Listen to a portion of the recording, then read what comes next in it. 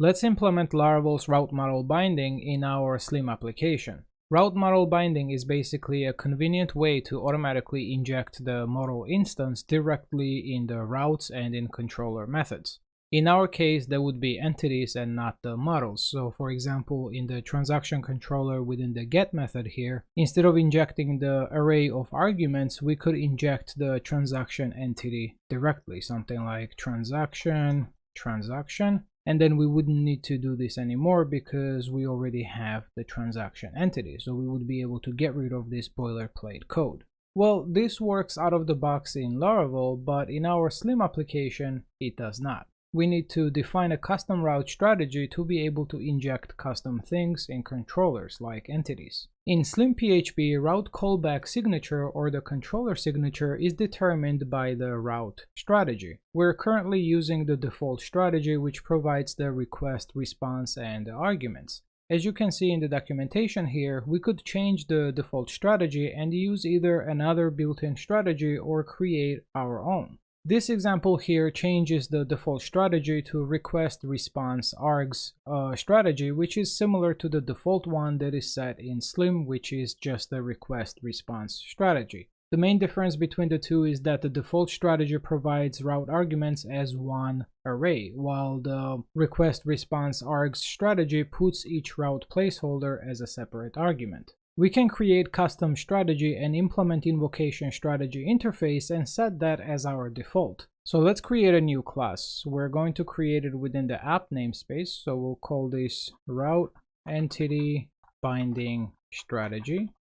We're going to implement the invocation strategy interface, and we're going to provide the invoke method implementation. For now, let's just call this callable function and return its value. So we'll do return callable, pass the request, response, and route arguments. This basically is pretty much the same as our default request response strategy. We're providing request, response, and then route arguments as single array. Let's set this as our default strategy. So we're going to open the container bindings, and right after creating our app, we'll do app get route collector, set default invocation strategy, and we'll instantiate the route entity binding strategy this way.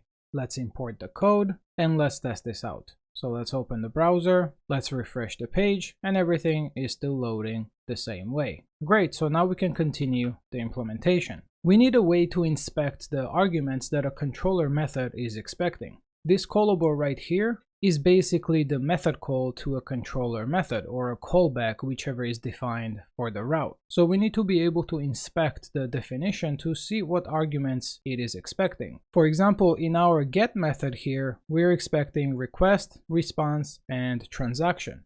And we need to be able to inspect this and know that this method is expecting request, response, and transaction entity. To do that, we're going to use a little bit of reflection magic.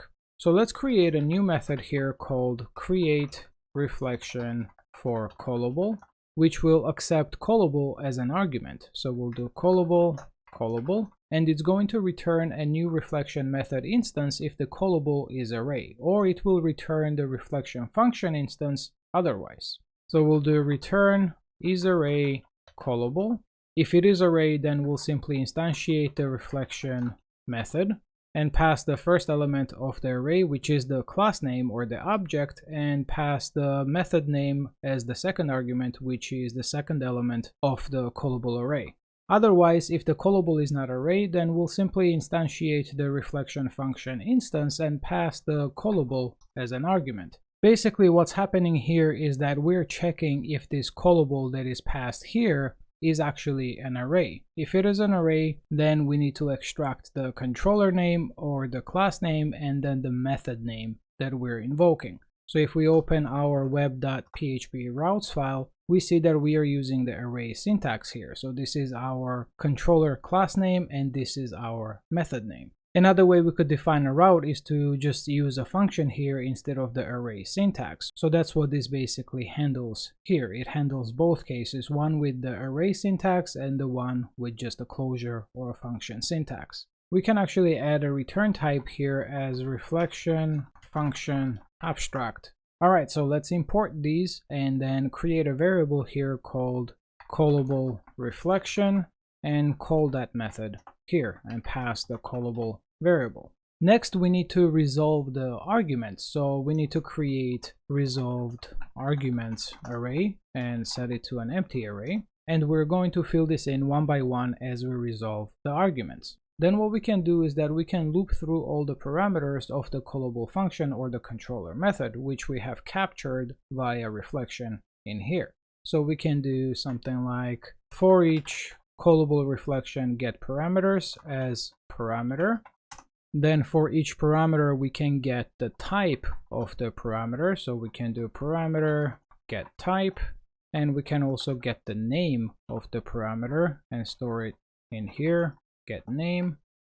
And here we can check if the type is not provided, we can simply skip that. Because if the parameter has no type, then we can't really do much about it. Then we can check if the type is a built-in type. So we'll do if type is built-in, and also check if the type is array and if the parameter name is args. That way we still have the support of injecting the route placeholders as a single array. So basically we want to make this to be supported as well. So we can check if the type name is array this way. So if type get name is array and the parameter name, which we have it right here, is args, then we'll simply inject the route arguments to the resolved arguments, because route arguments is being passed here as a single array. So we'll just pass that along this way.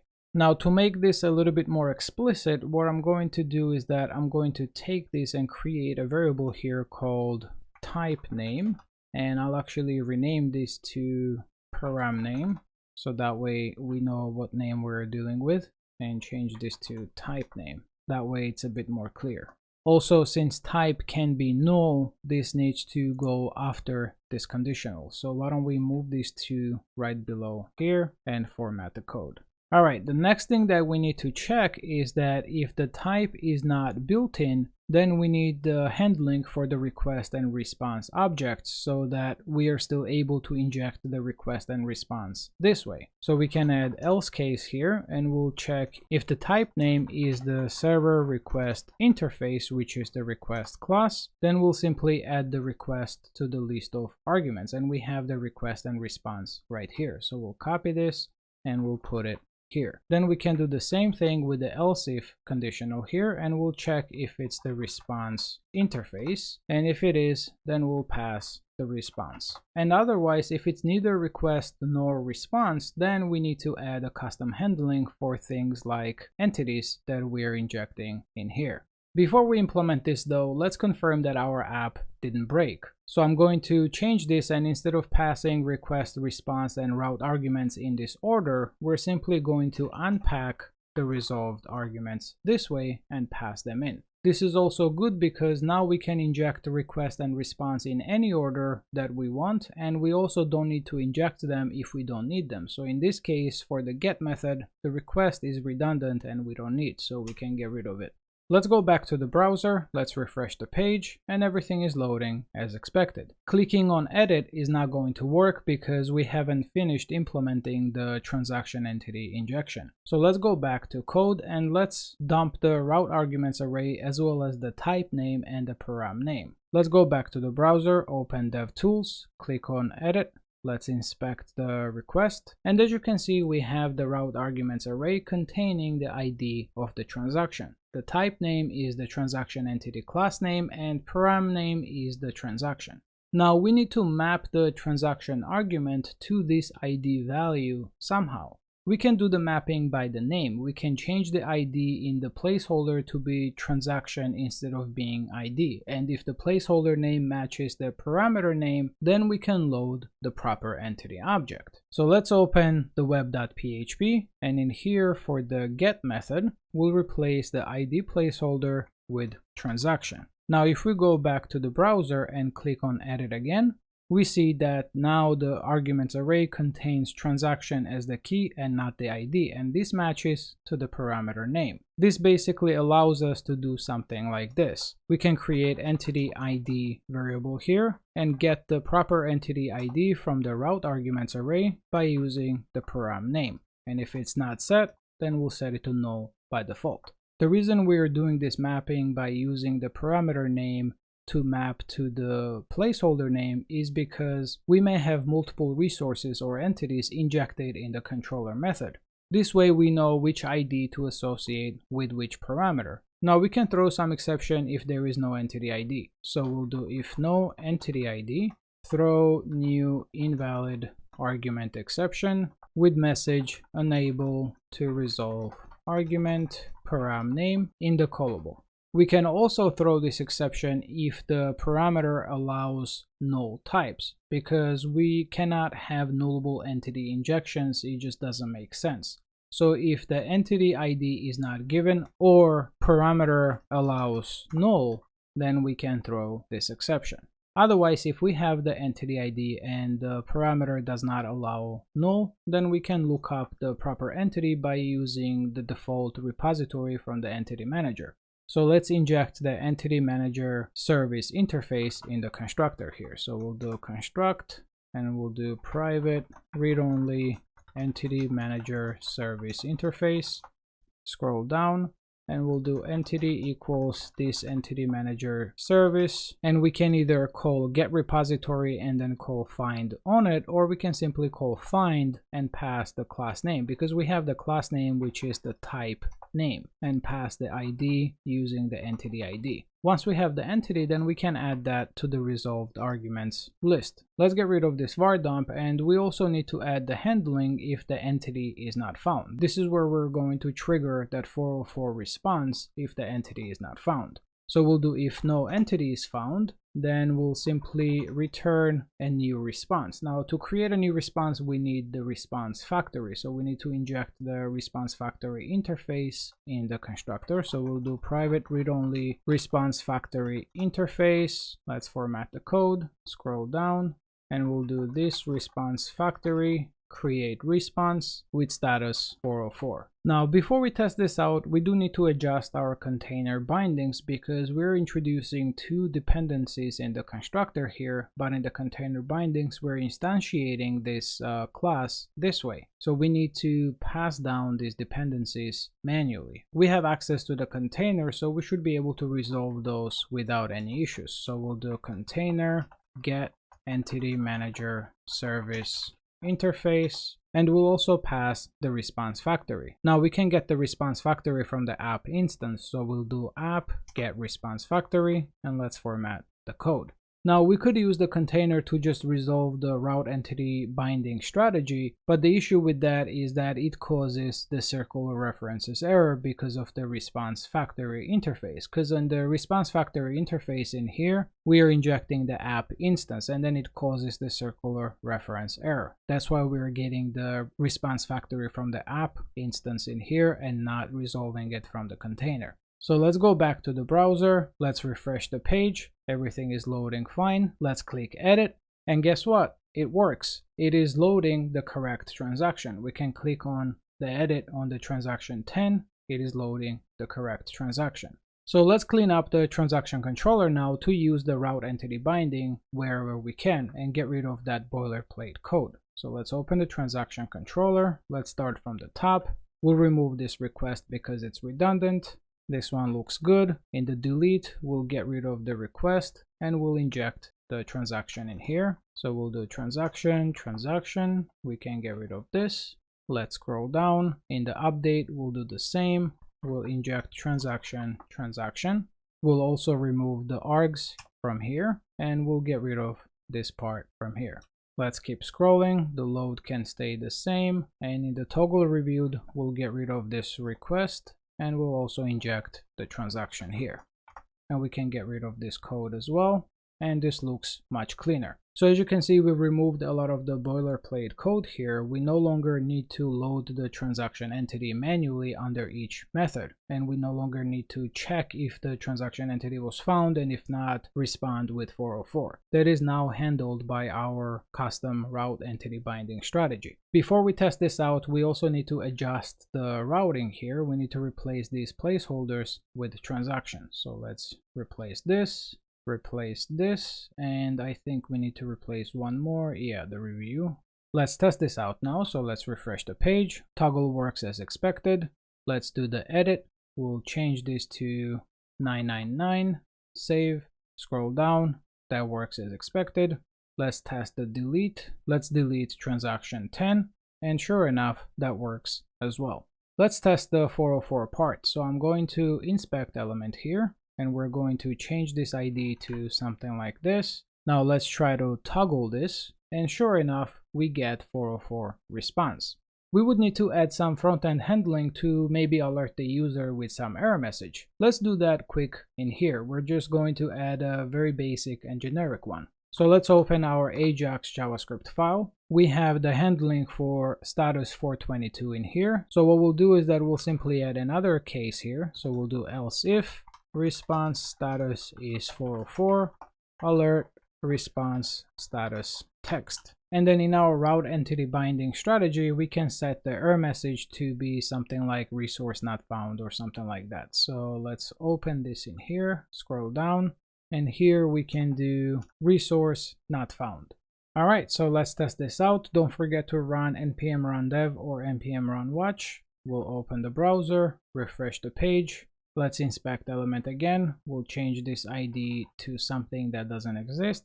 Click on toggle again, and sure enough, we get the resource not found alert. Now, ideally, we would have the 404 response generation part be responsibility of a middleware instead of the routing strategy. But for now, I think this is good enough. I might refactor it later into a middleware once we start implementing authorization. So let's now adjust the rest of the controllers and remove the duplicated code. So let's open the receipt controller here. The store method expects the transaction entity, so we can get rid of this, and we'll inject transaction entity this way. We can get rid of this code. Let's scroll down. For the download, we need both the transaction and receipt. So we'll inject both transaction, and receipt. We can remove the request because we no longer need that. And we can actually get rid of this, and get rid of this. We can keep this one for now. We'll do a transaction get ID. Let's scroll down. We can remove the request. We'll replace this again with transaction, and receipt. We can get rid of these two and replace this with transaction get ID.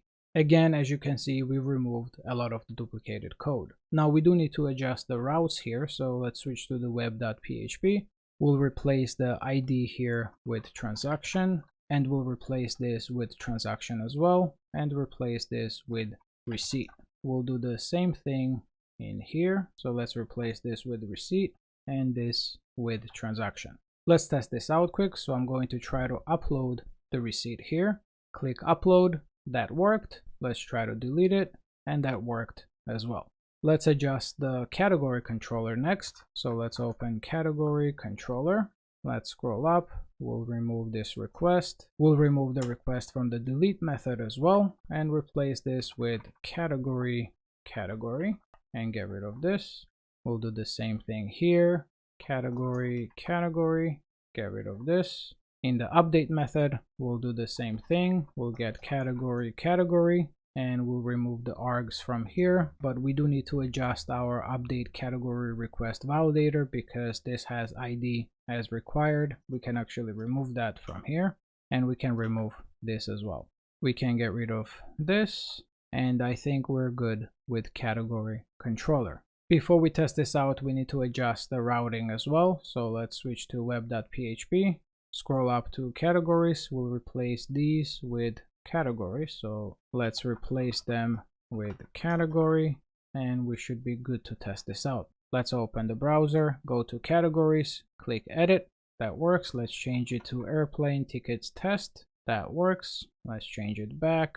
That works. Let's add a new category called test. We'll search for that here. Let's delete it. That works as well.